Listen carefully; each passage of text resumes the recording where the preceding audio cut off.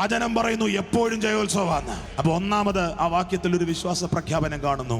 രണ്ടാമതൊരു വെളിപ്പാടാ, ജയമാ നമുക്കുള്ളത്. ലോകത്തിൽ കഷ്ടമുണ്ട് എങ്കിലും ധൈര്യപ്പെട്ടോണം, ഞാൻ ലോകത്തെ ജയിച്ചിരിക്കുന്നു. ജയിക്കാൻ പോകുന്നല്ല, ജയിച്ചിരിക്കുന്നു.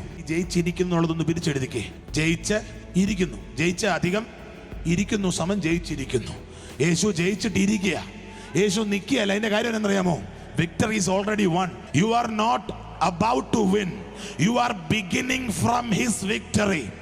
നീ ജയിക്കാൻ പോവല്ല, അവന്റെ ജയത്തിൽ നിന്നാണ് നിന്റെ തുടക്കം. ജയിച്ചിരിക്കുന്നവന്റെ മടിയിൽ ഇരിക്കുന്നവനാണ് ഞാൻ. ജയിച്ചിരിക്കുന്നവന്റെ മടിയിൽ സ്വർഗസ്ഥലങ്ങളിൽ എന്നെ ഇരുത്തിയിരിക്കുക.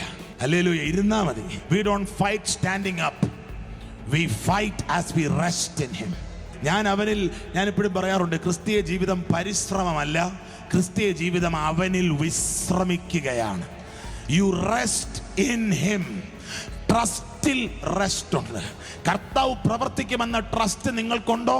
ആ ട്രസ്റ്റിൽ ഒരു റെസ്റ്റ് ഉണ്ട്. അതല്ലേ ബൈബിൾ പറയുന്നത്, കാത്ത് ഇരിക്കുന്നവൻ പുതുക്കും. ഇരിക്കുന്നവൻ പുതുക്കും. അതാ നമുക്ക് ഇതുവരെ മനസ്സിലാകാത്തത്.